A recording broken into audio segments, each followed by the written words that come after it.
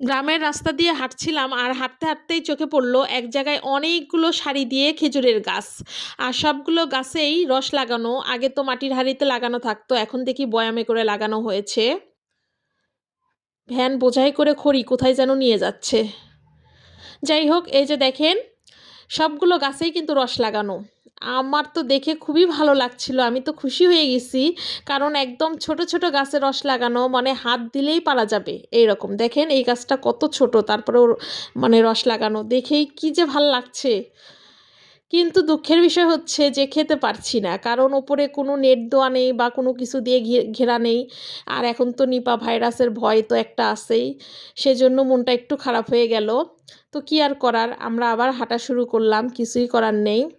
তো হাঁটতে হাঁটতে অবশেষে একটা গাছ পেয়েই গেলাম। এই যে দেখেন, নেট দিয়ে ঘেরা, এখান থেকে অবশ্য খাওয়া যায়, কি বলেন? তো আমি তো আর লোভ সামলাতে পারলাম না, আমি তো পেরেই এক চুমুক খেয়ে নিলাম। এই যে এই চাচাটা পেরে দিচ্ছে, দেখেন কত সুন্দর। একটু আপনাদেরকে দেখাই, দেখেন ভিতরে রস। যদিও বিকেলবেলার রস, সকালে হলে আরও ভালো লাগতো, কিন্তু কি আর করার, দুধের স্বাদ ঘোলে মেটাচ্ছি আর কি। যাক, তারপরেও একটু হলেও খেতে পেরেছি, এটাই শান্তি। অনেক দিন পর খেলাম, খুবই ভালো লাগলো। ধন্যবাদ সবাইকে।